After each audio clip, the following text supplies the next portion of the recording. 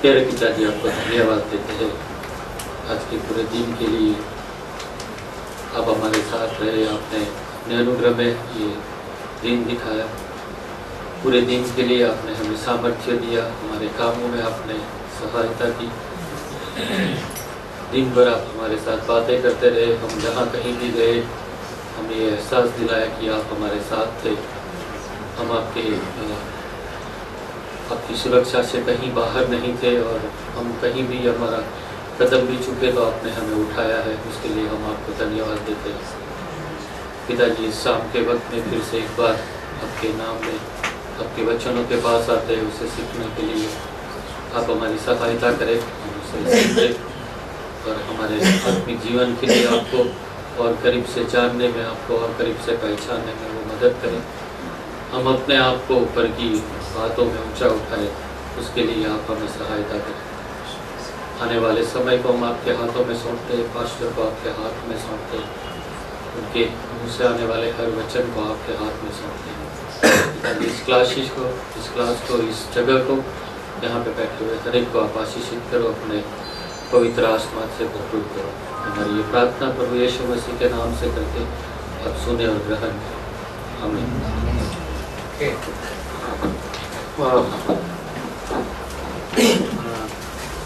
Welcome to the class today. आपका स्वागत है। हमारे बीच में एक नए व्यक्ति बैठे हैं, उनका स्वागत करना चाहेंगे। मिस्टर जस्टिन, आपका स्वागत है।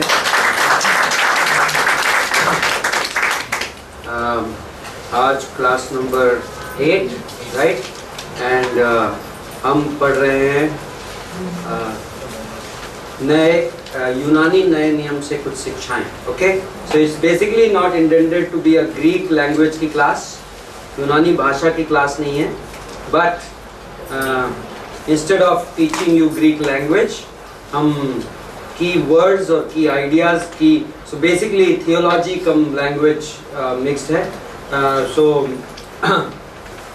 नाउ एक आइडिया जो मैं चाहता हूँ इस क्लास के स्टूडेंट्स जो ग्रैस्प करें क्लियरली, वो ये है कि to understand the Greek and Hebrew from the Bible, you don't have to know the language. Okay, आपको उस भाषा को, जरूरी नहीं आप कहेंगे मुझे ग्रीक नहीं आती, मुझे बाय द वे मराठी भी नहीं आती, मैं 15 साल से बॉम्बे में, I am not a language person.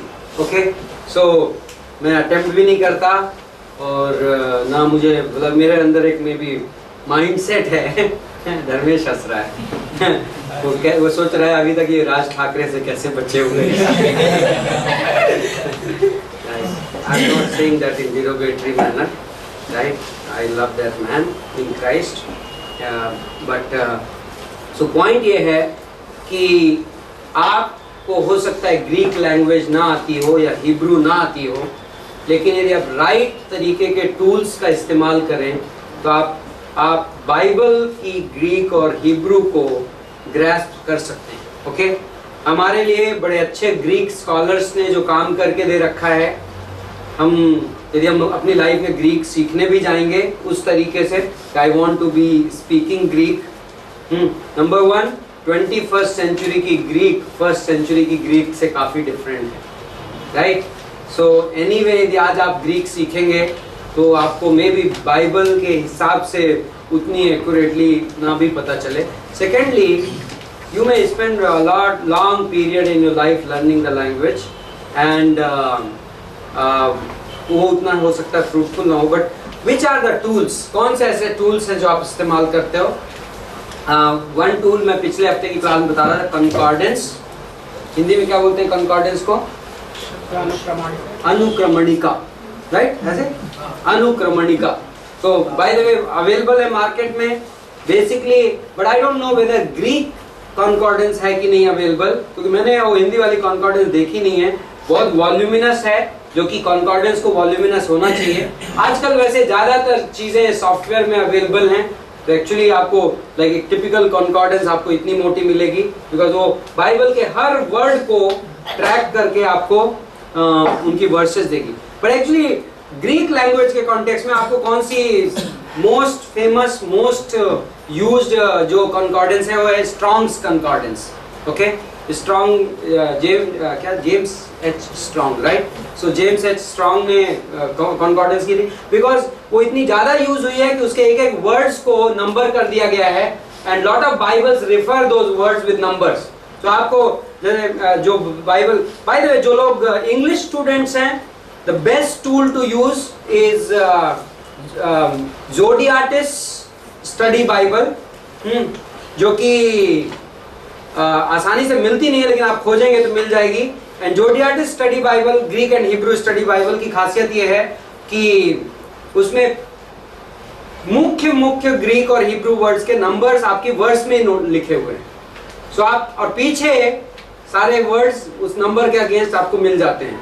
सो आप कहते हो ओके ये word, and then it's not thorough, exhaustive नहीं, एक एक वर्ड को उसने नहीं कवर किया है because he wants it in one Bible, but I find it useful. I mean by the time मैं मेरी बाइबल में जितने ग्रीक हिब्रू वर्ड्स हैं उतने मैं मास्टर कर पाया, सो प्रॉब्ली रैप्चर हो जाएगा। Zodiates is the name of the author, ZH, मैं I think I should write that. जब मैं प्रेयर कर रहा था 2-3 साल पहले, उसके पहले मैंने कभी यूज नहीं की थी ये, बट 3 साल पहले मैं प्रेयर कर रहा था, मैं पास्टर बीनू से कह रहा था, पास्टर बीनू पूना में थे उस समय, एंड मेरे लिए पूना के OM से खोज के लाओ, and with in 1 month somebody sense that need कि मैं खोज रहा हूँ, एंड मैं बेंगलोर में कॉन्फ्रेंस में गया हुआ था और उन्होंने मुझे वो बाइबल गिफ्ट कर दी थी। So that's how I have been using it, but जब से मैं यूज कर, it's a great tool. So that is one. Also most Bible softwares, they have the whole interlinear Bible बोलते हैं उसको, interlinear Bible। interlinear Bible will basically आपको पूरी हर complete verses के साथ साथ पैरेलली आपको ग्रीक वर्ड दे देता है। तो एक एक वर्ड आपको इंटरलिनियर में, एंड बाइबल यदि आप कंप्यूटर में देख रहे हैं तो you will click a Greek word and वो आपको डेफिनेशंस दे देगा और वर्ड पिक्चर्स दे देगा। So these are great tools. Added to that, तो ये इससे आपको सिर्फ वर्ड्स की स्टडी मिलती है बाय द वे, बट ज़ोडियाटिस में एक और फंक्शन है, दैट इज ग्रामर। ओके, जब हम कहते हैं पूर्ण काल, परफेक्ट टेंस या एरिस्ट टेंस, तो वो हम बाय एनालिसिस नहीं करते हैं कि हमारी नॉलेज ऑफ ग्रीक से, बल्कि वो ज़ोडियाटिस वहाँ रिमार्क में की वर्ड्स के पीछे वो दे देता है, AO, that is aorist, and P perfect, and likewise. So great tools. Kenneth Wuest का पूरा ये 4 बुक का सेट है, जो कि इवन यदि आप क्विक वर्ड्स यूज करते हैं तो उसमें है ये पूरा set. That's great set. I think if you, Kenneth Wuest ने जो most controversial parts of New Testament हैं वो उसने इस पूरे 4 वॉल्यूम के सेट में कवर कर दिए हैं। So basically any primary doctrine जिसको कि यदि आप ग्रीक के पर्सपेक्टिव से देखना, आप केनेथ व्हिस्ट का सेट यदि आप फॉलो कर लेते हैं, मास्टर कर लेते हैं, तो you have a good command on Greek subject, like biblical point of view. Okay, so आज का जो टॉपिक है, पहला टॉपिक है अनुग्रह के लिए नए नियम का शब्द। नए नियम में अनुग्रह के लिए शब्द, the word for grace in New Testament. Okay, so that's what we are going to study today. What is the word? किसी को पता है अनुग्रह के लिए यूनानी भाषा में कौन सा शब्द इस्तेमाल है? No? Charis. Charis is the word. Okay, charis, Hindi में कैरिस, कैरिस से वर्ड बनता है कैरिस्मा। ओके, इंग्लिश में कैरिस्मा। देन ग्रीक में कई सारे वर्ड्स हैं एक्चुअली कैरिस से जो सोर्स हैं, एंड नाउ कैरिस वर्ड जो ये शब्द है, इसको हम सीख रहे हैं कि ध्यान है, आपने अगापे के बारे में कुछ सीखा था। सो क्लासिकल ग्रीक का जो आम यूनानी भाषा थी उस जमाने की, वो कैरिस को कैसे समझती थी, जब नए नियम के लेखकों ने कैरिस वर्ड को इस्तेमाल किया तो वो उसे कैसा समझने लगे। लाइक नए नियम के ऑथर्स ने कई ऑब्सक्योर वर्ड्स को लिया यूनानी भाषा में से एंड उनको बहुत मीनिंगफुल बना दिया। अगापे उनमें से एक था। अगापे उस जमाने में हार्डली, कभी रेयरली यूज होता था।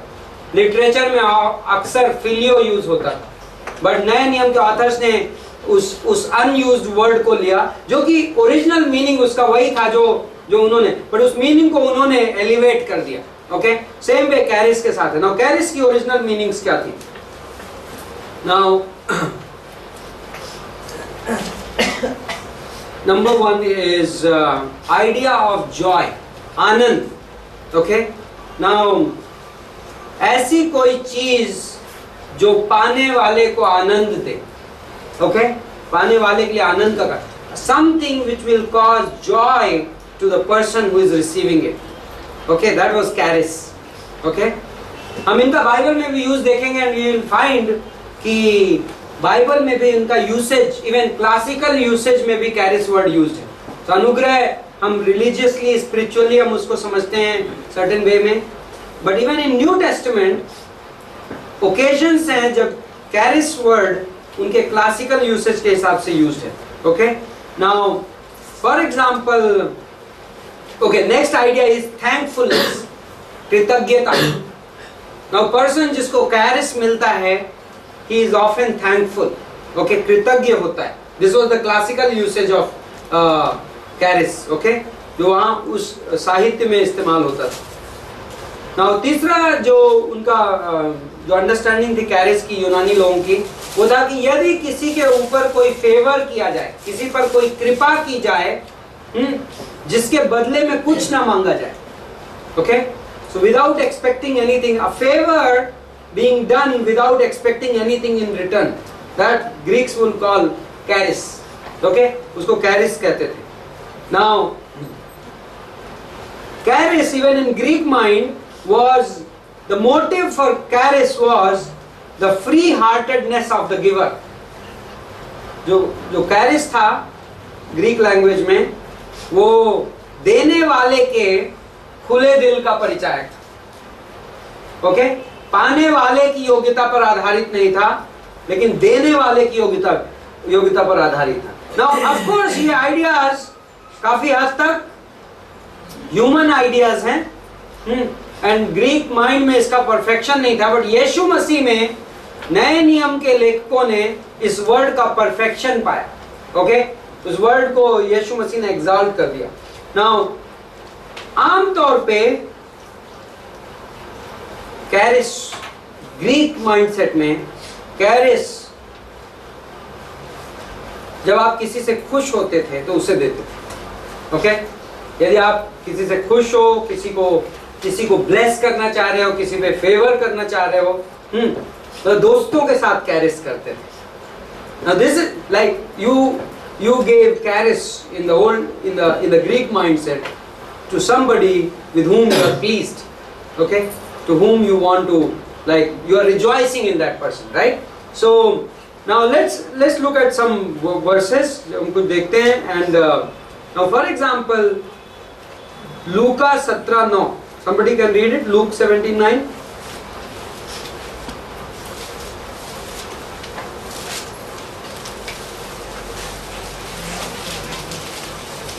क्या हुआ उस दास का एहसास मानेगा कि उसने वे ही काम किए जिसकी आज्ञा दी गई थी. Luke 17:9 इंग्लिश में. Does he thank the servant because he did what was commanded? Does he thank? जो thank word है वहाँ पे, वो क्या है? Charis. Okay. Now हमारी अंडरस्टैंडिंग में वो वहाँ पे जहाँ पे थैंक, जहाँ पे वो धन्यवाद देगा, there is no way you will use charis. But Greek में that charis was acceptable, कि charis thankfulness लाता था. Now next one is Luke 4:22, लूका का 4:22.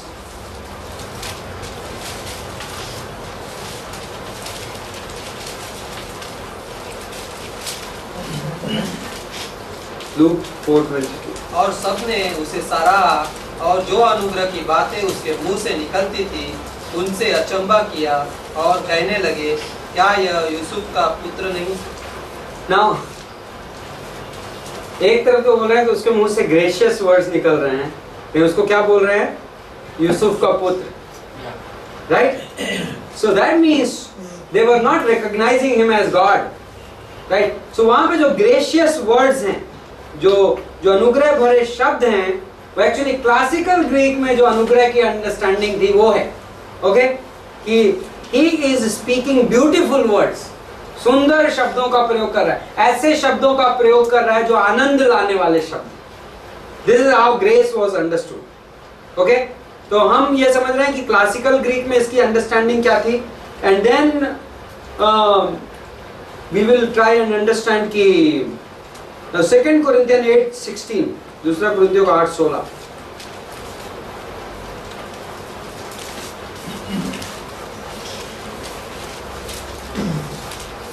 परमेश्वर का धन्यवाद हो जिसने तुम्हारे लिए उसी उत्साह तीतुस के हृदय में डाल दिया है, जिसने वही उत्साह।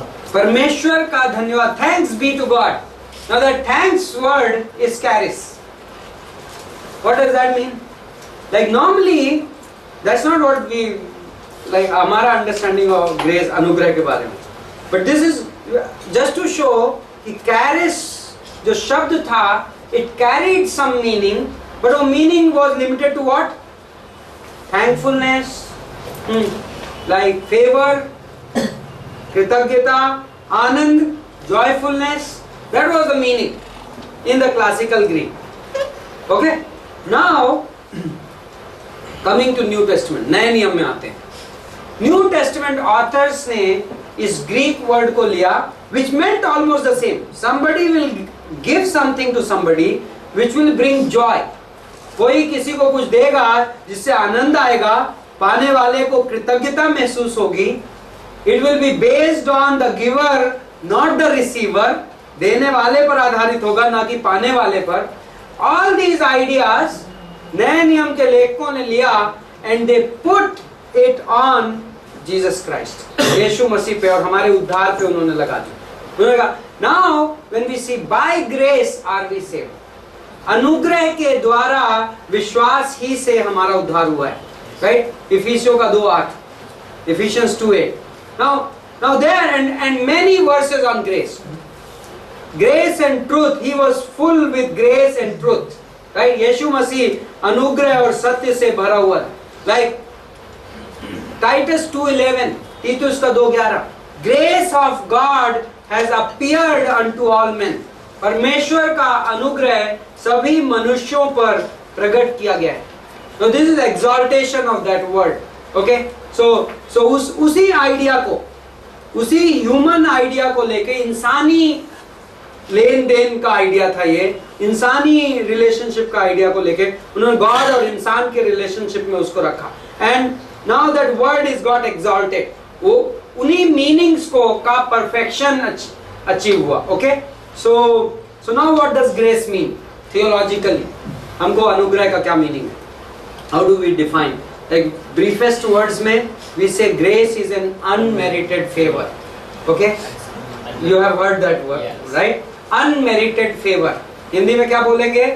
बिना योग्यता के पाई गई कृपा, राइट? हम योग्य नहीं हैं पर हम पर फेवर हुआ है। we don't merit it, okay, but God has given it to us. Okay, now but where is the exaltation? Exaltation of the word, ये शब्द ऊंचा उठाया गया कैसे? In classical Greek, grace was given to somebody whom you liked, who was your friend, right? यूनानी भाषा में अनुग्रह उसको दिया, like charis word का मीनिंग ये था कि आप उसको देते थे जिसको आप पसंद करते थे या जिससे आपकी दोस्ती होती थी। But Bible says we were what? We were enemies of God. Romeo के 5:8 में हम परमेश्वर के दुश्मन थे, एंड परमेश्वर ने क्या किया? हमारे ऊपर अनुग्रह दे दिया। So now same idea, right? But now exalted. Okay? So परमेश्वर ने हमें अनुग्रह दे, रोमियो का 5:8 से 10। Now we were unlovely, right? हम सुंदर नहीं थे। Like charis normally in classical mindset, classical Greek में आप charis किसको देते? Liking, based on like wow, ये अच्छा पर्सन है, इसको ग्रेस दे दो, राइट? ये सुंदर है, इसे अनुग्रह दे दो। But in the new testament, नए नियम में जब कैरिस का प्रयोग हुआ तो ऐसे नहीं हुआ कि ऐसे okay all the good ones, अच्छों को मिले। नो, बैड वंस, जो अनलवली, अनडिजर्विंग, जो सुंदर नहीं है, जो अयोग्य हैं उनको गॉड ने क्या कहा? I am giving you grace, right? Unmerited. Now is it again dependent on the giver? Yes. It is based on the nature and character of the giver. अनुग्रह किस पर आधारित होता है? पाने वाले पर आधारित नहीं हो, पाने वाले के गुणों पर आधारित नहीं है, देने वाले के गुणों पर आधारित है. It is not based on the nature and character of the receiver, it is based on the nature and character of the giver. Who is the giver in this case? Christ, right? Yeshu Masih. By the way, when we give grace to each other, हम एक दूसरे को अनुग्रह देते हैं ना कई बार. The right attitude of giving grace is that it is not based on the person whom I am giving, it is based on me, right? Like जब मैं किसी को अनुग्रह दे रहा हूँ तो वो इस पर आधारित नहीं है कि वो पर्सन कैसा है जिसे मैं अनुग्रह दे रहा हूँ, वो इस पर आधारित है कि मैं कौन हूँ. That means, like, of course we know that there is nothing in me which can give grace to anybody, but because there is God in my life, there is Holy Spirit filling me, क्योंकि परमेश्वर मेरी जिंदगी में पवित्र आत्मा मुझे भरता है, इसलिए now because of who I am in Christ, I am able to impart grace. And the person can be, वो व्यक्ति मुझे मेरे साथ गलत पेश आ रहा हो सकता है और मैं उसे अनुग्रह देता रह सकता हूँ. Okay, so now 1 John 3:1 कौन पढ़ेगा?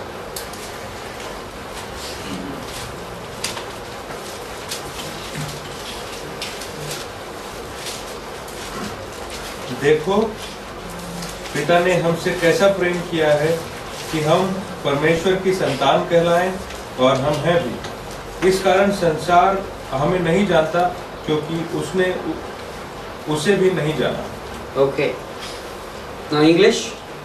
Because what manner of love the Father hath bestowed upon us, that we should be called the sons of God. Therefore the world knoweth us not, because it knew him not. Now, what manner of love? किस तरह का? कैसा प्रेम? कैसा? Now कैसा में वो थोड़ा सा कंडेंस हो गया. But behold what manner of love, किस तरीके का प्रेम परमेश्वर ने हमसे किया. Now ये जो वर्ड है, what manner of love, किस तरीके का प्रेम, केनेथ विस्ट कहता है, like जो शब्द का इस्तेमाल हुआ है वो ये है as if ये फॉरेन है.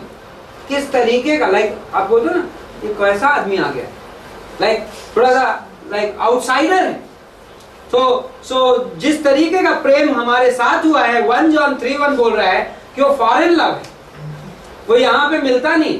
एंड इनफैक्ट वो वर्ड्स एंड भी उसी कॉन्टेक्स्ट में होती, कॉन्टेक्स्ट से मीनिंग फिट होती है.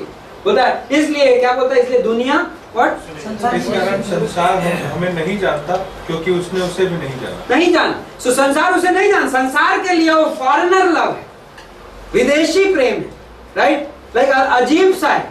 इस लाइक संसार कैसे जानता है?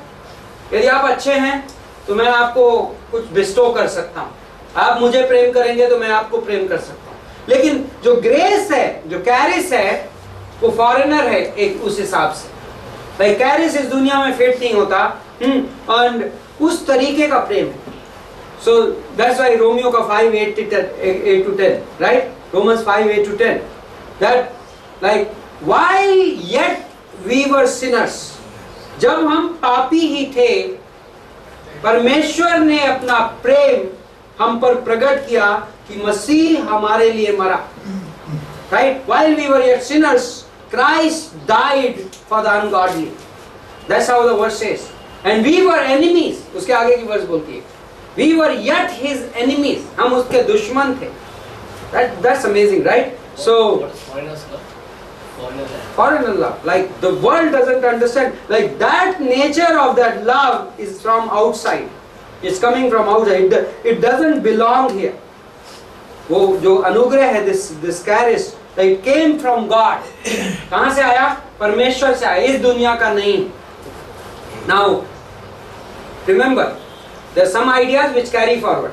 Classical Greek जो ideas, कुछ ideas उस words की थी जो, one of the ideas is in classical Greek it was clearly accepted कि charis is not given expecting something in return. अनुग्रह वापसी में कुछ पाने की भावना से नहीं दिया जाता. Even Greek understood it, and नया नियम totally पूरा clear है इस बारे में. Like you cannot pay for grace. Okay? आप अनुग्रह का भुगतान, like जब अनुग्रह दिया जाता है तो इस आशा में नहीं दिया जाता कि आप बदले में कुछ करें. Okay? Remember that. That idea is carried forward. Charis word में no Greek usage would intend कि charis demands or expects anything in return. Okay? यूनानी भाषा में कोई भी ख्याल, कोई भी सोच ये नहीं कहेगा कि कैरिस जब दिया जा रहा है तो बदले में कुछ की आशा कर रहा है. We have to be very clear. So in our definition of grace, हमारी grace की theology में, like you cannot repay grace. आप अनुग्रह का भुगतान नहीं कर सकते. इसीलिए पॉल कहता है if it is by works it cannot be grace. कहाँ पे है ये verse? If it is by works it cannot be grace. If it is grace it cannot be work. यदि कर्म के द्वारा है तो अनुग्रह नहीं हो सकता, अनुग्रह के द्वारा है तो कर्म नहीं हो सकता. That's what do you call it? Speculation. James 2:17. I'm not satisfied. I'm not satisfied. That's a good verse. That's very close. That's very close. That's the. But then there is another one which I like, which goes precisely the way I said it. Romans 11:6. Romeo का 11:6. Right? Is that? Let's test it. Pastor ने सबका नाम बोल दिया, अपना कहीं गलत answer. यदि यह अनुग्रह से हुआ है तो फिर कर्मों से नहीं तो अनुग्रह फिर अनुग्रह नहीं रहा. Okay, this is slight variation, है ना? यदि अनुग्रह से है तो कर्मों से नहीं. But I thought, okay, that's good. Yeah, यदि वो अनुग्रह से है तो कर्मों से नहीं तो अनुग्रह नहीं रहा. Okay, so if you mix works, यदि आप रिपे कर गए, यदि रीपेमेंट एक्सपेक्ट किया गया तो it is no more grace. Okay, यदि भुगतान की आशा की गई तो अनुग्रह नहीं रहा. So the question is, like, of course this is not a theological time, मैं तो सिर्फ brief definitions देके आगे बढ़ना चाहता हूँ, but हमारी अनुग्रह की theology में it has to be very clear. मैं परमेश्वर के अनुग्रह के काबिल बनने के लिए ना मैं उद्धार के पहले कुछ करता हूं ना उद्धार के बाद कुछ कर सकता हूं. Okay, I can not repay grace before my salvation neither after my salvation. Yes, देने वाले ने तो कभी नहीं चाहा, लेकिन लेने वाले ने फिर भी दे दिया, तो क्या वो फिर भी अनुग्रह होगा? That's a good question. Maybe receiver is not receiving it like grace. यदि वो रिपे कर रहा है, देने वाले ने अनुग्रह दिया है, इतना ज्यादा खुश हो गया कि ना वो इस no, that's not repayment. Thanksgiving की आइडिया इसमें है वर्ड में. In fact, Thanksgiving, यदि मैंने really अनुग्रह किसी से रिसीव किया है तो thanks, जो कृतज्ञता है, धन्यवाद, would be automatic. But repayment is something different than thanks. Like it's like tomorrow morning, my child getting up and signing a check for my services to him. Right? You would never expect that. हाँ, like मेरा बच्चा उठ के पैसा देने लगे कि thank you daddy. But then thanks, like that expression of gratitude is welcome. Right? Honor जो like out of recognition की मुझे मिल रहा है अनुग्रह, उसके वजह से. So I think maybe it can be sometimes बहुत fine line, but it's still that line is there. Grace will remain grace. Grace will remain grace. Yes. Okay. Kenneth Lee says that this means there is no room for good works on the part of the sinner as a means whereby he could earn his salvation, or after salvation whereby he might retain that salvation. Okay, मैं हिंदी में translate करता हूँ. This is good sentence from Kenneth Lee. बोलता है, इसलिए एक पापी के जिंदगी में अच्छे कर्मों की कोई गुंजाइश नहीं है यदि वे उद्धार को पाने के लिए किए जा रहे हों या फिर अपने उद्धार को बरकरार रखने के लिए किए जा रहे हैं। ओके, ये सो imagine this can be big tragedy by the way. If somebody is doing good works to retain their salvation, those good works may not be acknowledged. That will be scary, right? Imagine a life of good works, अच्छे कर्मों से भरी एक जिंदगी, it may not be acknowledged in the sight of God as anything if it is being done to retain the salvation or to repay the grace. अनुग्रह को यदि आप भुगतान करने के लिए अच्छे कर्म कर रहे हो या अपने उद्धार को बरकरार रखने के लिए अच्छे कर्म कर रहे हो, तो वे अच्छे कर्म परमेश्वर द्वारा ग्रहण योग्य शायद ना हो based on this definition of grace. But in what sense is feeling this? People who are doing good deeds and all, it will be like this. It is like doing good deeds, expecting that something will happen for us in future. No, it is. There is a doctrine in Christianity which says even when you are saved by grace, if you don't do good works, if you don't lead a good Christian life, you may lose your salvation. Okay? Christianity में एक teaching है जहाँ जो ये कहती है कि आप अनुग्रह से उद्धार पाते हैं, लेकिन आपको अच्छे कर्म करते रहना है जिससे कि आपका उद्धार खोए ना. Okay, the problem in that attitude is that's what I'm addressing here, because grace cannot expect you to pay back. अनुग्रह ये नहीं मांगेगा कि आप उसका भुगतान करिए. And if you are trying to pay back the grace, in a sense you are rejecting the grace, because if it is by works, then it cannot be grace. Romans 11:6 क्या बोलता है? यदि वो कर्मों से है तो अनुग्रह से नहीं हो सकता. Like mutually exclude. हम मैथमेटिक्स में सर्कल ड्रॉ करते थे, right?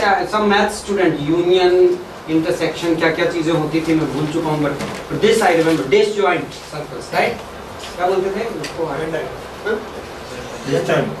Venn diagram, disjoint and something. I remember them as disjoint. A intersection B, A union B. A intersection B is pi, right? Yeah. मैं लोग बोलेंगे theology से mathematics में सीखो. Anyway, यदि ये grace है, ये works है. Romans 11:6 की picture है ये, right? This is Romans 11:6. Romans 11:6 बोलता है यदि as a believer I think, यदि मेरी भाषा में ग्रेस एंड वर्क्स ओवरलैप करती हैं, तो देन दिस इज नॉट, ये रोमियो का 11:6 नहीं है. ये रोमियो का 11:6 को ये तस्वीर प्रेजेंट कर. If it is by grace, if it is by works, it can not be grace. Okay, so जितना इस सर्कल में है, it can never be grace. Otherwise grace will not remain grace. नहीं तो अनुग्रह ही नहीं रह जाएगा. Okay, so the whole idea is, see, this is not a theology of grace. I think last semester you studied theology of grace on Saturday evenings, right? Schaeffer के 10 points, यदि किसी को ध्यान हो, mind blowing. I think that's a great homework. Every third year student of our Bible college should be able to explain the 10 points of Louis Perry Schaeffer on grace. Okay, is like जो आप third year graduate यदि आप यहाँ से हो रहे हैं, तो आपको लुइस पेरी शेफर के 10 point, and I can challenge any one of you, आप इंटरनेट पे जा सकते हैं, that is available document, grace पे इंट्रोडक्शन लुइस पेरी शेफर का. If you are able to explain those 10 points dogmatically, clearly, he is deep. Okay, so that means you know the subject well. Okay, so that's your challenge as a preacher. Okay, grace is also unlimited in its resources. अनुग्रह जो है असीमित है. Okay, अनुग्रह असीमित है. Grace does not get exhausted. Romans 5:20, what does it say? Romeo का 5:20. Anybody remembers that verse? Nobody remembers in this class. व्यवस्था बीच में आगे कि अपराध बहुत हो, परंतु जहाँ पाप बहुत हुआ वहाँ अनुग्रह उससे भी कहीं अधिक। जहाँ पाप बहुत हुआ वहाँ अनुग्रह उससे और भी बहुत हो गया। I think that's a good verse to remember. I don't know how many people feel motivated to hear that verse or not. I feel, right? कितने लोग, I don't know, like how can you not remember a verse like that? I don't know, and you should remember. I mean, like Romans 8:1, how can I not remember? Romeo का 8:1, like यूहन्ना 3:16, how can I not remember? Like amazing. I mean, challenge yourself. Like कुछ word, like do you want to remember कि अच्छा करेगा तो अच्छा भरेगा, बुरा करेगा तो बुरा? You want to remember that verse? Be not deceived, brethren. गलातियों का किताब, like it's Bible. I'm not mocking it. लेकिन मैं ये कह रहा हूँ, this is amazing verse to remember. जब पाप बढ़ता जाता है, तो अनुग्रह और बढ़ता है, अनुग्रह उससे भी अधिक बढ़ता है. When sin abounded, grace abounded much more. That's amazing. उसका much more is an amazing, like wow. Like we are going to talk just now about that also. Like much more. I thank God उसने साथ में much more add कर दिया, right? Like so that means like sin is increasing, okay, but grace is increasing much more. Like it goes one leaf further, many leaves further, बहुत और ऊंचाई से, right? So you can't exhaust it. असीमित, right?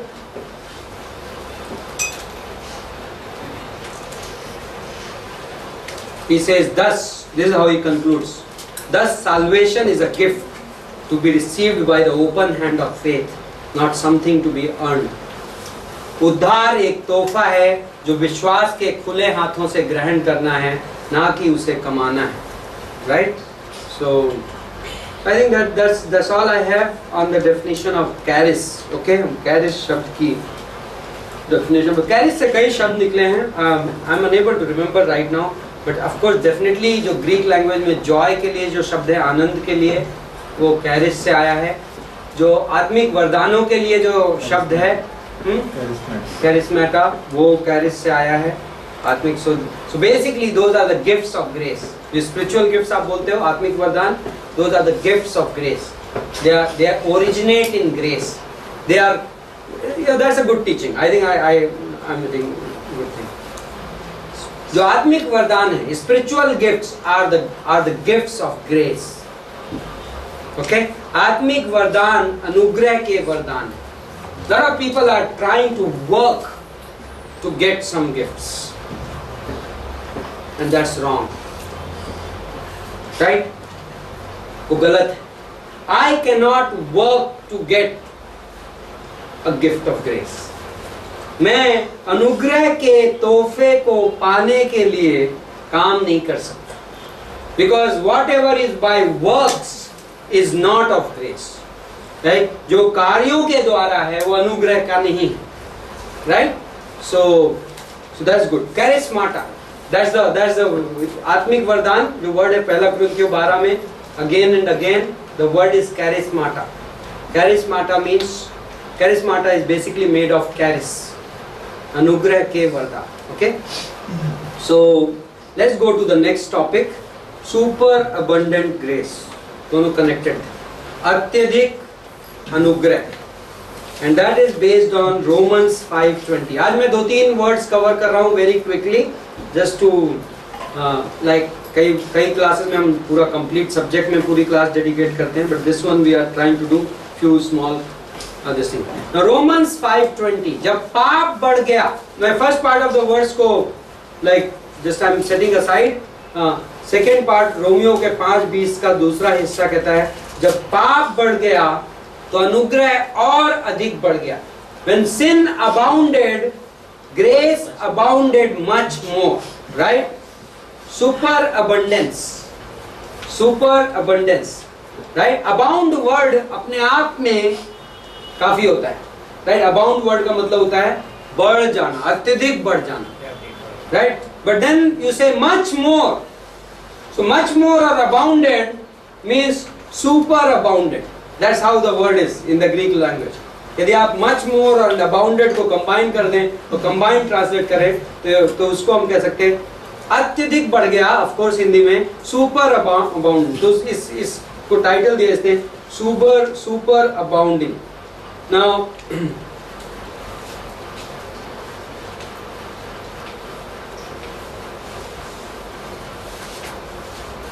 the word abounded is from a different Greek word than that which is translated abound. The word means to exist in abundance. But the second word, which meaning also to exist in abundance, carries with it the added idea that abundance is more than enough. तो दूसरा जो शब्द है जहाँ पे much more लगाया है, वहाँ पे उस शब्द का मीनिंग है कि जितनी ज़रूरत है उससे ज़्यादा बढ़ गया. लाइक मेरे पापों को कवर करने के लिए जितना अनुग्रह चाहिए, तो अनुग्रह, लाइक अनुग्रह का एक classic definition, classic illustration which I like giving lot of times, right? Grace covers multitude of sins. That goes right with that verse. अनुग्रह अत्यधिक पापों को, अनुग्रह पे अनुग्रह, grace upon grace. Where is that? John 1:18. यूहन्ना 1:18, right? नहीं, James 4:6. Yeah, that's what I was saying. Grace, law came through Moses and Grace came to Jesus. John 1:18. John 1:18. आप कौन सा बोले? James 4:6. Okay, that is he gives greater grace to humble. Okay, now more than enough. What is the word? More than enough. First century के authors को quote कर रहा है ये, जो कहते हैं it is more than, to be over and above. This is the meaning of the word. To be over and above. Right, उससे ज्यादा और उससे ऊंचा. इसमें आप डूब सकते हो. यदि लहरें हैं समुद्र में, तो ये लाइक एक टाइप की लहरें हैं जो आपको आधा डुबोती हैं और में भी आप थोड़ा सा रिस्क लेते हो, थोड़ा सा उठते हो. But then there is a place in the sea जहाँ it's like clear drowning, right? क्या आप उसमें तो आप जंप मार के कुछ भी नहीं कर सकते. It's much above you, over and above, right? वो बहुत ऊपर है. अथाह अनुग्रह. Yes, अथाह अनुग्रह. So that's the great word. Okay, so I remember वो illustration, वो बार हम हिंदी चर्च वाला, राइट? राकेश के टाइम में दिया. one time in Hindi church, अब 6-7 साल हो गए. Old story, we want a new story. Lord, we want a new story. अभी ओल्ड बताते हैं. एक संडे को मैं संडे का मैसेज था बाइबल कॉलेज, संडे को मैसेज को मैं अनुग्रह एक्सप्लेन कर रहा था. ओके, तो मैंने इलस्ट्रेशन दिया. सपोज हमारे एक ब्रदर राकेश हैं, हाँ, उन्होंने कहा सपोज आज कोई चोर राकेश की बाइक चुरा ले जाए. तो लाइक उदाहरण ये था. भाई द स्टोरी का एंड ये है कि उस रात को राकेश की बाइक चोरी हो गई. तो उसके बाद मैं कोशिश करता हूँ कि किसी और के नाम पे वो इलस्ट्रेशन ना दूँ. But that happened, huh? मिली भी नहीं. So I was like prophetic, but I was feeling very guilty. इसमें ग्रेस कहाँ पे है? ग्रेस कैसा? मैं अभी पहले जोक बता दिया कि ऐसा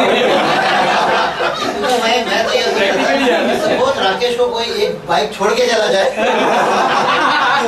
नहीं, तो अभी इलस्ट्रेशन ये जो उस शाम को इलस्ट्रेशन हुआ था वो ये था. सपोज आज राकेश की कोई बाइक चुरा के ले जाए. देन यदि राकेश जस्टिस, चोर पकड़ा जाए, तो राकेश जस्टिस डिमांड करे, न्याय मांगे. Okay, are you understanding? If somebody steals Rakesh's bike tonight and he is caught by the police, if Rakesh wants justice, then he will say, give me my bike and take him to jail, right? मुझे मेरी bike दो, इसे jail ले जाओ. That's justice. But suppose Rakesh says no, I'm a Christian, right? मैं मसीही हूँ और मैं करुणा देना चाहता हूँ. So second word is mercy. So mercy will say, give me my bike, but will set him free. वो करुणा होगी, उसको आजाद कर दो, दंड मत दो, वो करुणा है. But then suppose Rakesh chooses to say, I am a Christian and I know grace. मैं मसीह हूँ, बाइक भी लेके जाओ. That's grace. Now remember, कुछ महीनों पहले मैंने आप लोगों को एक mercy and grace की definition याद कराई थी. Who knows it? You have to raise your hand and stand up and boldly say, okay, brother Snehal. Yes, say. Stand up or sitting, whatever. I stand up, yes, in honor. Yes. Mercy and grace की definition बताएंगे. Mercy is what? उल्टा. Mercy is what we deserve and God did not give us, and grace is what we did not deserve and God gave us. Very good. That's good. Hindi में कौन बोलेगा? राकेश. अब इससे पहले तक लोग अपने लिए हाथ उठाते थे, लोग दूसरों के लिए हाथ उठाते हैं ना? भूल चुके हैं, याद है? ओके, राकेश. अनुग्रह वो है जिसके हम लायक नहीं थे और दया वो है जो मुझे मिलने वाली थी वो नहीं मिली. Very good. Very close. Very close. So mercy is God not giving me what I deserved. Okay? फिर से बोलता हूँ. Mercy is God not giving me what I deserve. करुणा वो है परमेश्वर ने जिस चीज के मैं योग्य था वो मुझे नहीं दी. वो क्या था? मैं किस चीज के योग्य था? Punishment. Right? सजा. That is mercy. Okay? But grace is God giving me what I don't deserve. अनुग्रह वो है परमेश्वर ने मुझे वो दिया जिसके मैं योग्य नहीं. It seems like play of words, but it's amazing. So यदि राकेश कहता है इस बंदे को माफ कर दो, छोड़ दो, that's mercy, right? But Rakesh कहता है इसको बाइक दे दो, साथ में गिफ्ट दे दो, और जब ये बाइक खराब हो जाएगी तो आना अगली बाइक भी मेरे से लेके जाना.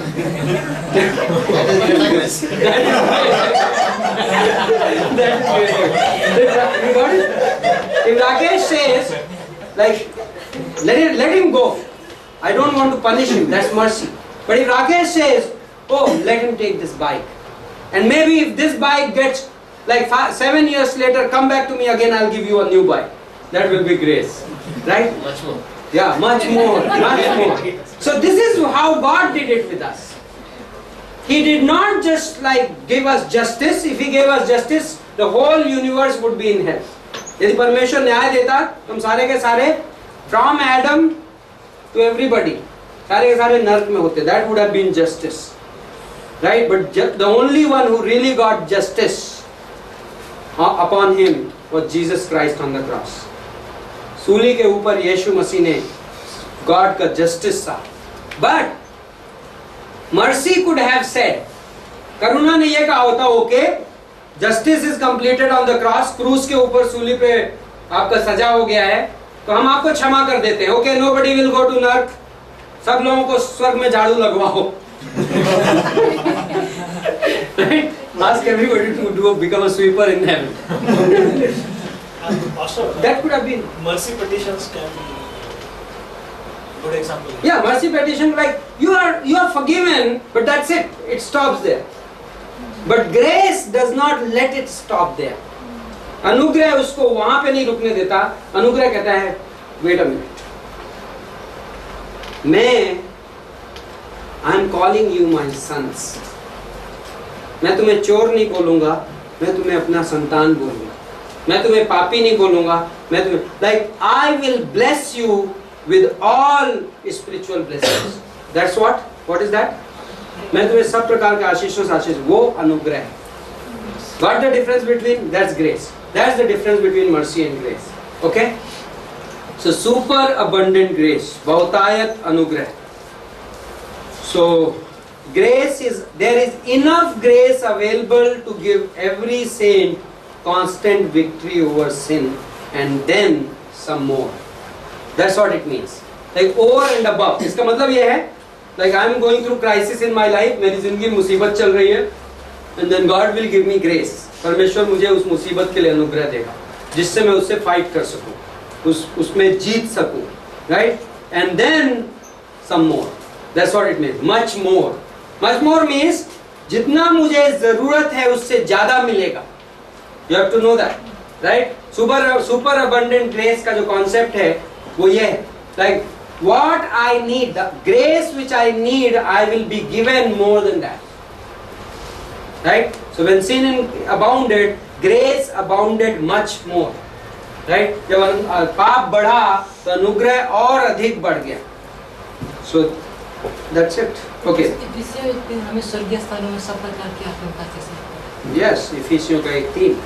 Very good. Now I want to quickly give you few more. जब मुझे क्लासेस के दौरान स्पेस मिलेगा, I have formed a syllabus in a quick way.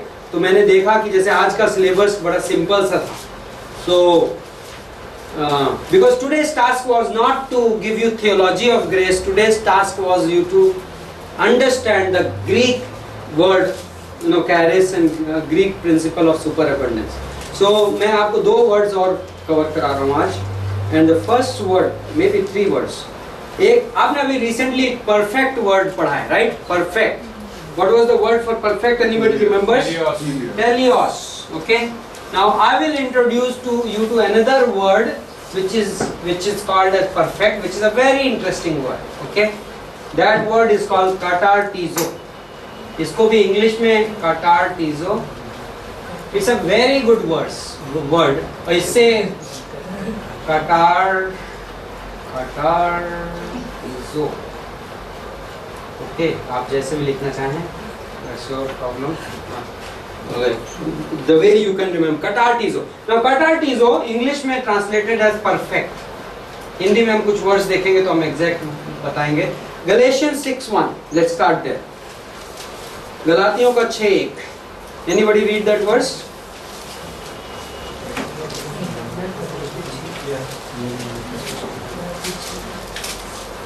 Brothers, if anyone is caught in any transgression, you who are spiritual should restore him in a spirit of gentleness. Restore, that word restore is katartizo. Hindi में क्या है? गलातियों का 6:1. हे भाइयों, यदि कोई मनुष्य किसी अपराध में पकड़ा भी जाए तो तुम में से जो आत्मिक हो निर्मलता के साथ ऐसे को संभालो और अपनी भी चौकसी रखो कि तुम भी परीक्षा में ना पड़ो. नम्रता के साथ उसे संभालो. Okay, now this word is katartizo. 1 Corinthians 1:10. पहला कुरिन्थियों का 1:10. Read that verse for me. 1 Corinthians 1:10. I appeal to you, brothers, by the name of our Lord Jesus Christ, that all of you agree, and that there be no divisions among you, but that you be united in the same mind and the same judgment. Sorry, I was lost. I was lost. Perfectly joined together. Perfectly fit. कुछ word से Bible में fitly framed together, and कहीं पर है perfectly joined. जो word है perfectly वो है katartizo. So perfect, restored. These are the words. Okay. Now Ephesians 4:11 and 12. Ephesians का 4, 11 और 12.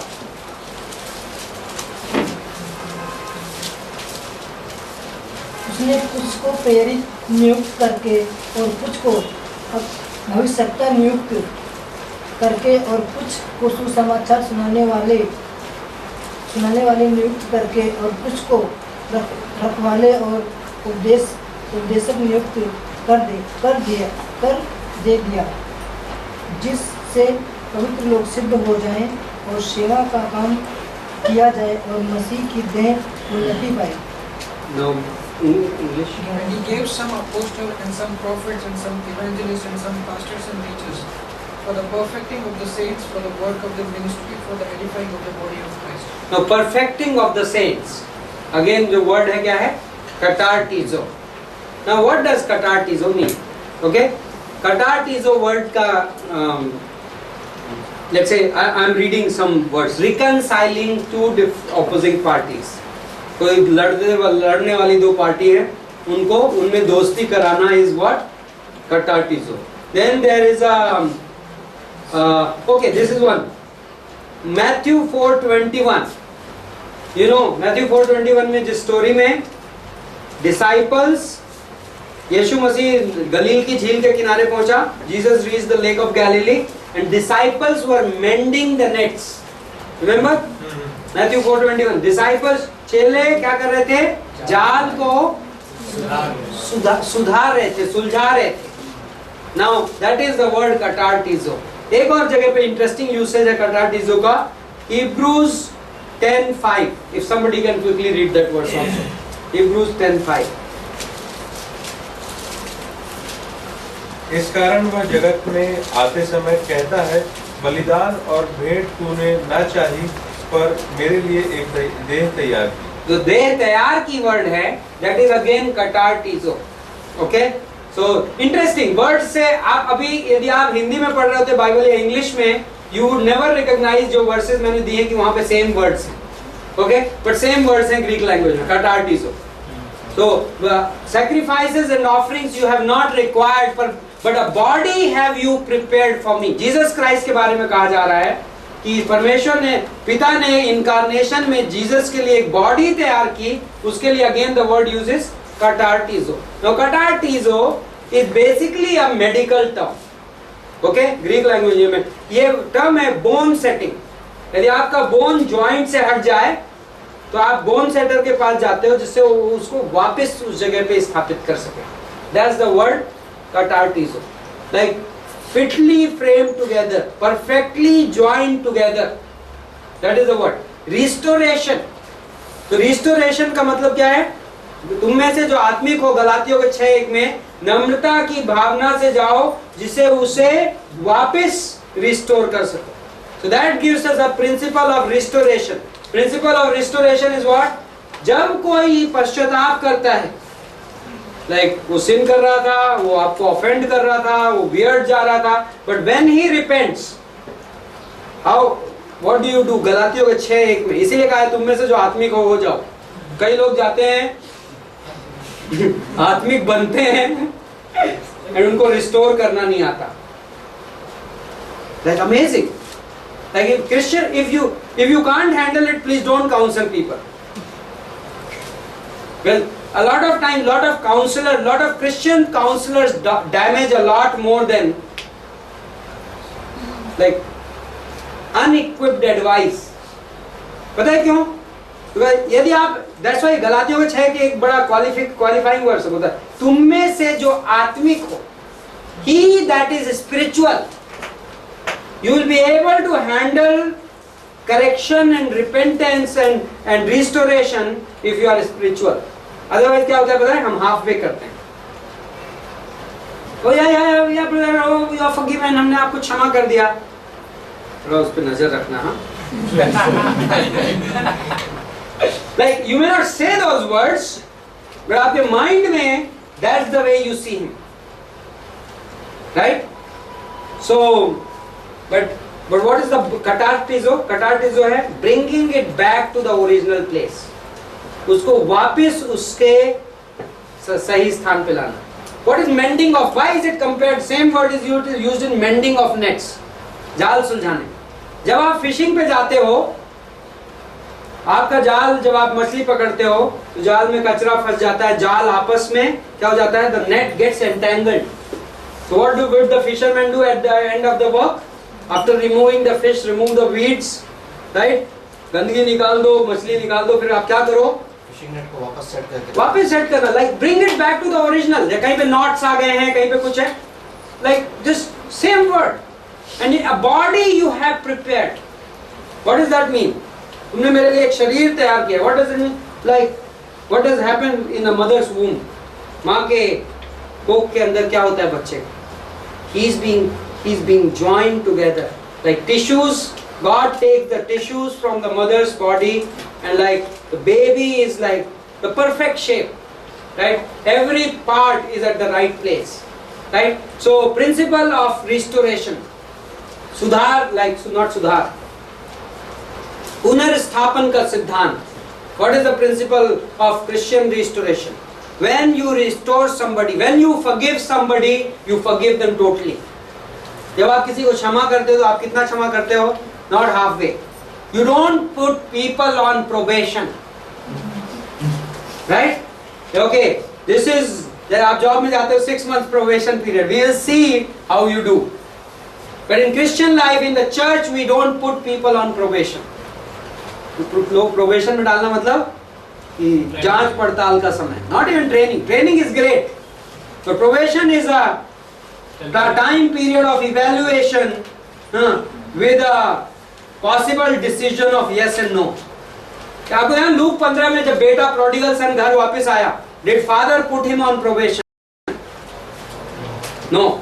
क्या पिता ने उसे जांच पड़ताल के समय के लिए छोड़ा? No. Immediate restoration. फादर कहा ओके ब्रिंग द न्यू, नए कपड़े लाओ, नई अंगूठी लाओ, नए जूते लाओ. That's the problem. बड़े बेटे को वही नहीं पसंद है. यदि फादर उसको कहता है ओके अगले 15 दिन तक बाहर आंगन में झाड़ू लगाना पड़ेगा, प्रोबेबली बड़ा भाई बहुत खुश होता. That's his problem, right? Church में बहुत सारे बड़े भाई लोग हैं. Amazing, right? Church should be made for the prodigal sons, right? Church is made for prodigal sons. यदि हम में से कोई ये सोचता है कि हम बड़े ब्रदर हैं, तो thank you very much. It's interesting. I would rather be a prodigal son. मुझे जाके सिन करने की जरूरत नहीं है. I am a prodigal son. मैं गुमराह पुत्र हूँ. If I really knew, the day I reach heaven, I will realize how much I was a prodigal son. Right? Like हम कई बार अपने आप के बारे में अच्छा सोच सकते हैं, but really, from the father's eyesight, from the father's mindset, पिता की नजर से हम कितने right on target हैं, वो पिता ही बता सकता है. So amazing. So restoration, principle of restoration, पुनर्स्थापन का सिद्धांत, right? Based on this word katartizo, it's setting the bone, like it's a bone setter. Bone setter cannot afford to say कि काम करते हैं, हड्डियां कहीं पे भी रहें, पट्टी मार देते हैं, चलेगा. So you bring it back to the right place, right? Fitly framed together, like you are like Bible says, पहला कुरिन्थियों के 12 में, you are members in particular, verse 28, 28वीं पंक्ति, 1 Corinthians 12:28. You are a member in particular. That means like you are fitly framed together, like you are part of the body of Christ, right? If you are like right before God, आप पश्चाताप कर रहे हो आप परमेश्वर के सामने, then now will that involve taking risk? क्या उसमें like खतरा मोल लेने जैसा रहेगा? Yes, it will, because a lot of times you will commit mistakes, right? आप गलतियां करोगे. When you are restoring people unconditionally based on their repentance, a lot of times you may end up thinking of false repentance as true repentance, right? Got it? Anyway, like जब आप लोगों को बिना शर्त के पुनर्स्थापन करने की कोशिश करोगे, तो कई ऐसे मौके आएंगे आपकी जिंदगी में कि कोई व्यक्ति रेली में पश्चाताप नहीं कर रहा है, लेकिन दिखावा कर रहा है पश्चाताप का, और आप उसे फुली रिस्टोर कर देंगे, तो क्या होगा? तो आपने गलती की है, बट वो रिस्क आपको लेनी पड़ेगी for the sake of total restoration. कई लोग वो रिस्क नहीं लेना चाहते, बिकॉज पास्ट में वो लाइक बोलते हैं ना, दूध का जला हुआ कैसे क्या था, something like that. Like some people can become like that in their Christian experience. They will say, last time when I forgave somebody unconditionally, I was betrayed. पिछली बार मैंने बिना शर्त के किसी को क्षमा किया था तो मुझे धोखा मिला था, अब मैं किसी को बिना शर्त के क्षमा नहीं करूंगा. That's a problem. That's a problem. That's not how we are called to do. Right? Total restoration, unconditional, no probation. Amazing things, huh? Christian, like amazing stories हैं Christian, like when pastors fall, when leaders fall, what do you do? Right? I remember like कोई famous preacher था America में, and I think 70s 80s में there was lot of scandals, like evangelists and famous pastors के बीच में, like दौरान Christianity बहुत malign हुई थी 70s 80s के दौरान, especially west में. and एक pastor किसी major पाप में पाया गया था, and then वो like उसने जाके छिप गया, तो अपने घर से नहीं निकलता था, फेलोशिप नहीं करता था, क्योंकि लोग फेमस आदमी था, मीडिया में था, तो उसको लाइक हर जगह नजरें, कैसा हो सकता है. एंड देन सो किसी से फेलोशिप नहीं कर रहा था, कॉल्स नहीं रिसीव कर रहा था. You know what Billy Graham did? Billy Graham ने एक बैनर बनाया, मुझे उस पास्टर का नाम नहीं याद है, बट डॉक्टर स्टीवेंस उसकी स्टोरी बताते हैं. Not even 70s, I think 50s 60s की बात है, 1950s 1960s, because I think 1970s में पास्टर डॉक्टर स्टीवंस उसकी कहानी बताते हैं। बिली ग्राहम ने एक छोटा एरोप्लेन हायर किया, एरोप्लेन या हेलीकॉप्टर व्हाटएवर, एंड उसने एक बड़ा सा बैनर बनाया, उस पास्टर का नाम, pastor so and so, we love you, you are awesome, you are amazing. And वो बैनर लेके, बिकॉज वो फोन नहीं रिसीव कर रहा, घर में किसी को आने नहीं दे रहा, तो उसकी विंडो पे जाके इन्होंने हेलीकॉप्टर लिया और वो बैनर को लेके हेलीकॉप्टर को कई घंटों तक घुमाया, जिससे वो पास्टर ये देख सके, just to express this fact कि हम आपसे प्यार करते हैं। That's amazing, that's total restoration, finished work restoration, right? So that was a word on restoration. Then okay, next word जो मैं आपको सिखाना चाहता हूँ, that is the word, English word blessed, धन्य हिंदी में आशीष या धन्य, right?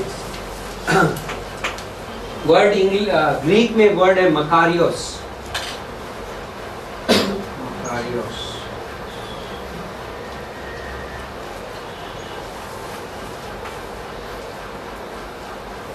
Blessed are they, मत्ती का 5, right? Psalm 1:1, even though Psalm 1:1 किस लैंग्वेज में लिखी है? Psalm 1:1 में ग्रीक वर्ड मकारियोस हो सकता है, क्योंकि Psalm हिब्रू में लिखी गई है, राइट? पुराना नियम हिब्रू में लिखा गया, it can not B Greek word Makarios, but Greek में हिब्रू ओल्ड टेस्टमेंट को 2nd 3rd BC में ग्रीक में ट्रांसलेट किया गया था, और उस ट्रांसलेशन को सेप्टुआजिंट बोलते हैं।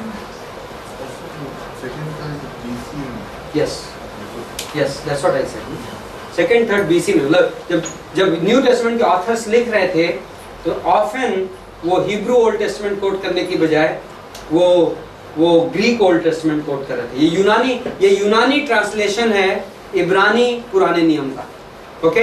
सो a lot of times when you study, जब आप ओल्ड टेस्टमेंट और न्यू टेस्टमेंट को कंपेयर करते हो to understand a Greek language, Greek word, कई बार आपको ओल्ड टेस्टमेंट से भी मिल जाएगी, आप सेप्टुअजिंट रेफर करते हो तो old, so for example Psalm 1:1 को जब सेप्टुअजिंट में ब्लेसेड आर दे, वहां पे सेम वर्ड मकारियोस यूज हुआ वहां पे भी, जबकि मत्ती 5 तो anyway blessed are they, right?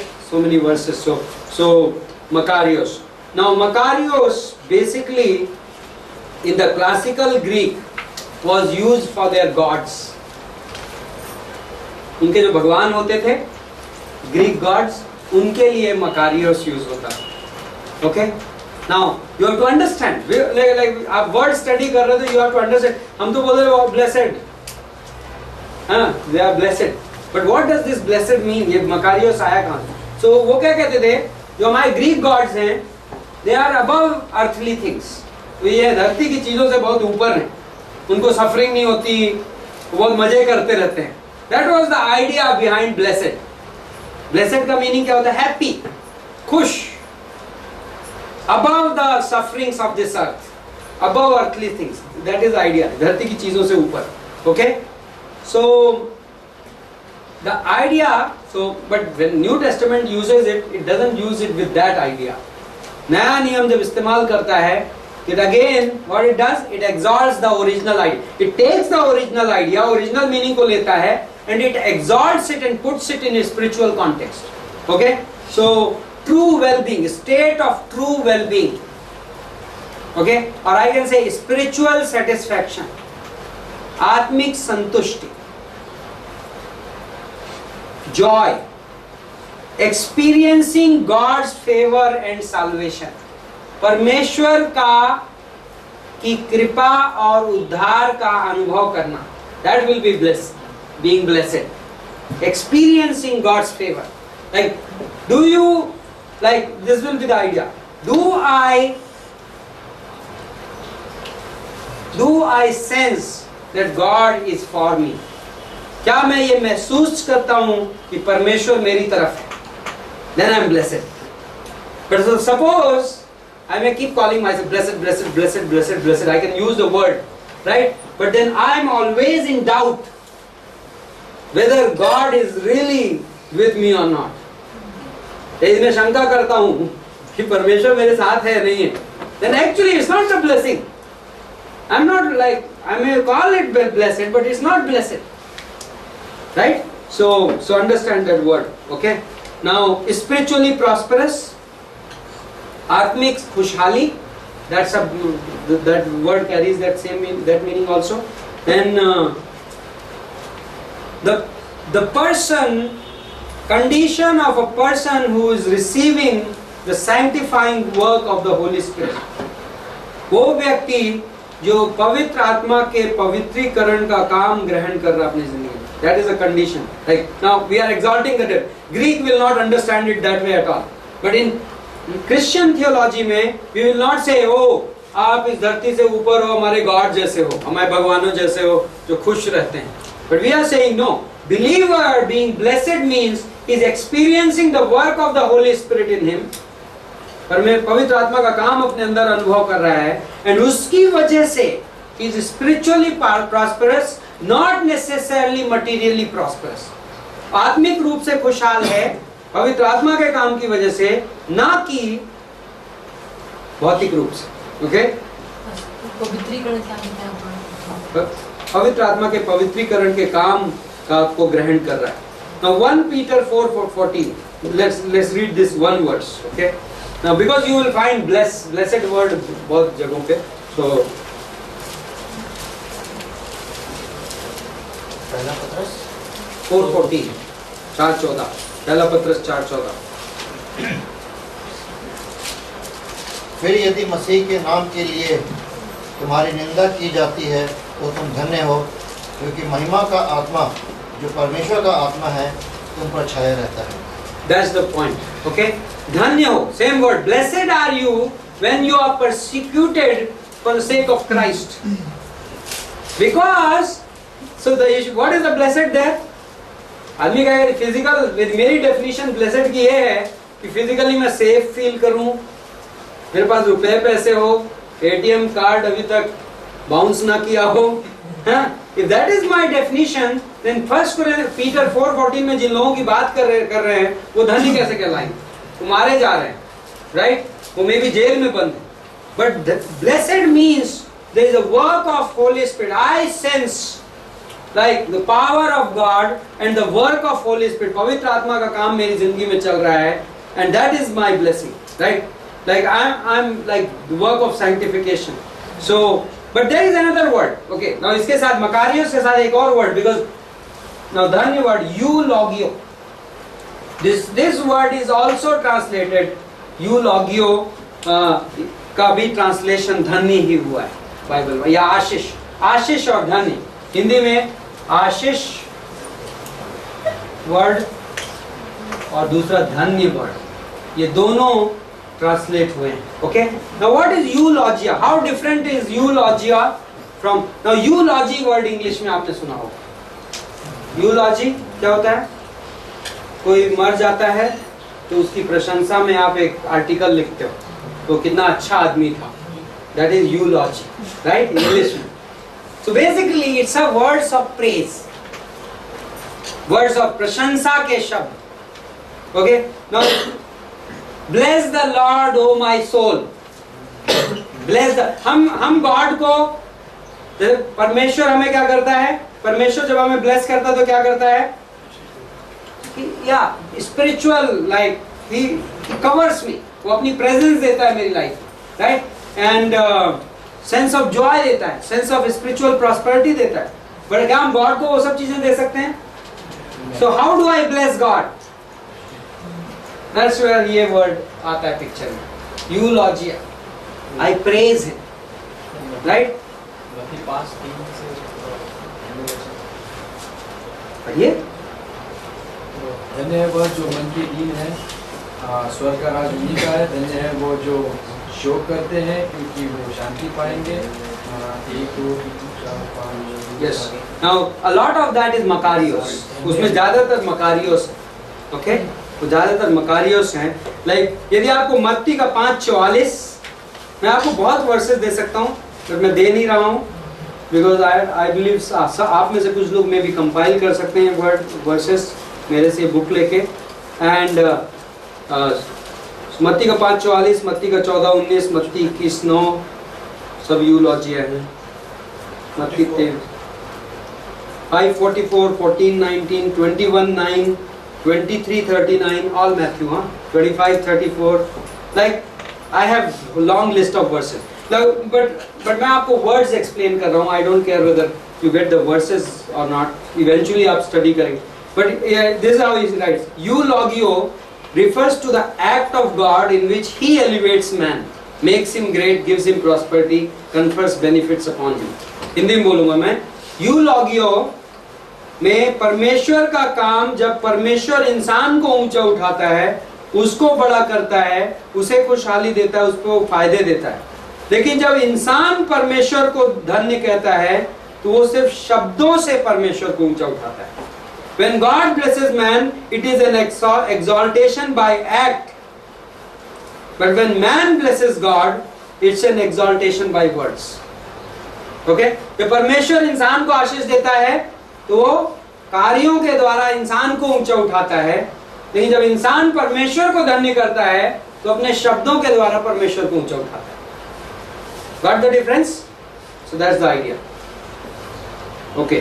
One last word, जो कि मैं 2 मिनट में, because I have covered that word a lot of times. That's the word for disciple. Who knows? शिष्य. शिष्य के लिए ग्रीक लैंग्वेज में कौन सा शब्द? मैंथानो. Okay. Disciple. ग्रीक में मैंथानो. इसके बाय द वे ग्रीक में जैसे आप इंग्लिश में वर्ड्स होते हैं सिंग, तो सिंग से सिंगिंग भी बनता है, और सिंग से सिंगर भी बनता है, और सिंग से सैंग भी कहते हो, और सिंग से सॉन्ग भी कहलाता है.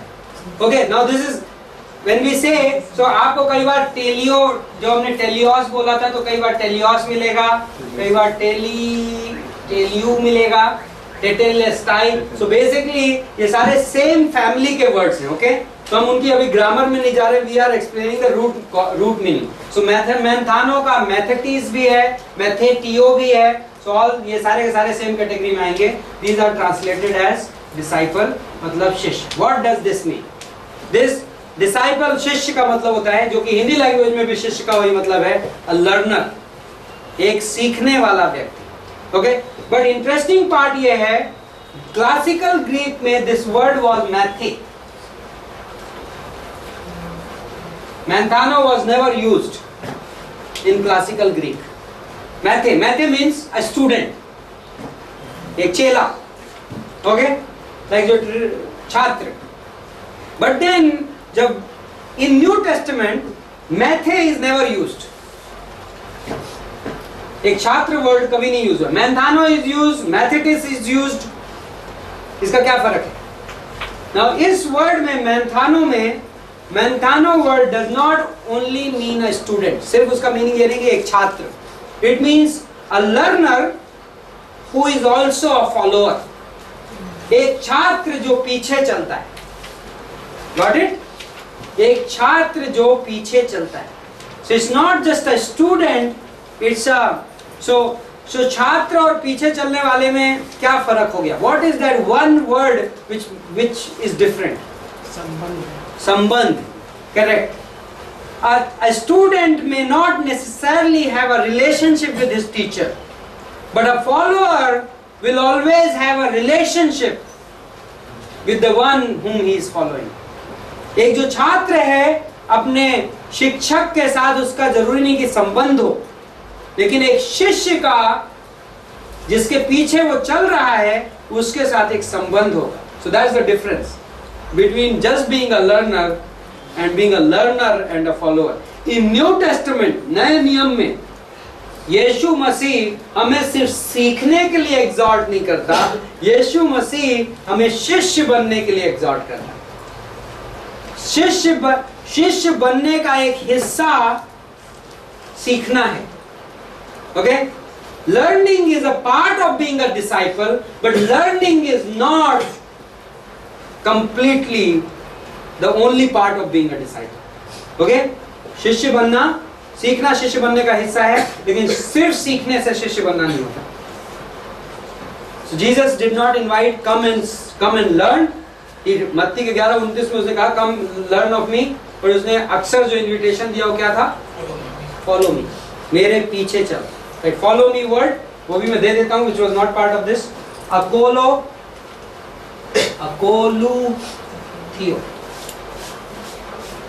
This two word follow me in Greek language means akoloutheo, follow me, मेरे पीछे चल. Right?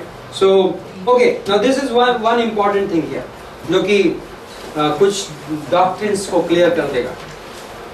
मैंथानो वर्ड में कहीं पर ये इंटेंडेड नहीं है कि disciple is necessarily a believer. जो मैंथानो वर्ड है, मैंथानो का आपने क्या मीनिंग सुना? मैंथानो मीन्स अ स्टूडेंट.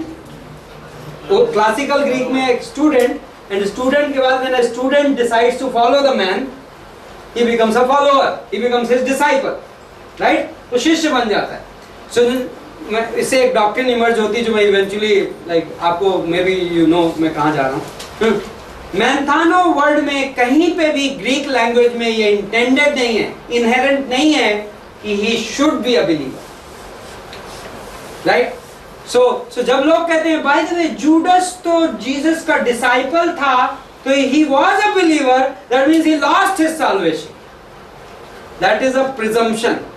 बाइबल में उसे डिसाइपल कहा गया है, लेकिन कहीं से आप ये नहीं प्रूव कर सकते कि वो बिलीवर है until you assume कि disciple has to be a believer. But manthano जो ग्रीक वर्ड है, यूनानी भाषा का मैंथानो, does not in any usage intend that person to be a believer. And by the way, even Gamaliel had disciples, Pharisees also had disciples. So disciple word का basic meaning होता है एक student जो follow करता है, a follower. Follower who is a student or a student who is a follower. दोनों तरीकों से आप कह सकते हैं. एक छात्र जो पीछे चलता है या पीछे चलने वाला आदमी जो सीखता है. So if somebody is involved in both these activities, he is a disciple. Right? So John 6:44 is the classic example. यूहन्ना 6:44. यूहन्ना आप पढ़ सकते हैं if you want. यूहन्ना 6:44. John 6:44 is an example where there is a disciple who is not a believer. John 6:44. यूहन्ना 6:44. कोई मेरे पास नहीं आ सकता जब तक पिता जिसने मुझे भेजा है उसे खींच न ले, और मैं उसे अंतिम दिन फिर जिला उठूं.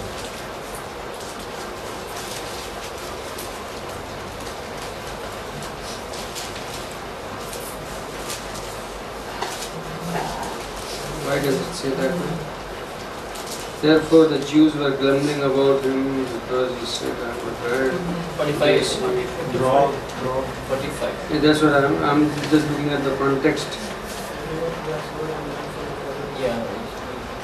So verse 41-42 में वो लोग थे जो कह रहे थे कि the son of Joseph है, हम इसको जानते हैं, and why does he? वो अब ये क्यों कह रहा है कि हमसे? Jesus ने कहा do not grumble. So basically I will have to go back a little bit. 45. Yeah, I mean, but is it written somewhere कि ये लोग disciples थे? कहीं पे word use किया गया? Then they said unto him, who are they? They said to him. So they said to him, what does this sign? Who are these they? They are following Jesus behind because of the miracle. No, I'm just trying to. Okay, this is our homework. Next class we will try to explain why does Kenneth Weiss say that John 6:44 में जो बंदा है, he is not a believer, but he is a disciple. So let's search it in John 6 and come back. Okay. So next class में amalgamated love and the grace of giving. What are your reading assignments? Next is class number 9. So आप first Peter पढ़ रहे हैं, second Corinthian 8 पढ़ रहे हैं. Okay, are you reading? Yes. आप reading करके आ रहे हैं? ग्रेट. परमेश्वर हम आपको धन्यवाद देते हैं इस शाम के लिए, आपके अनुग्रह के लिए. We worship you this evening. We thank you for your grace and mercy. And little by little the bricks are being laid, and the house is being, the rooms of our soul are being filled with treasures. We are being made rich. maybe individual class, the site may have its own evaluation, but we have faith. We trust you that the work which you are doing cannot be meaningless. You are forming Christ in us. You are forming the walls of our souls. In the Song of Solomon, you said, your wall is before me. So you look at the walls of our souls which you are forming and you rejoice. And we are so thankful for what's going on here. Give us traveling mercies, give us an amazing, transform our lives. There could be areas of our lives which are weak at the moment. Lord, let the grace which abounds much more be poured in those lives where the weakness abounds today and sin abounds, Lord. Thank you. Touch us in Jesus' name we pray. Amen.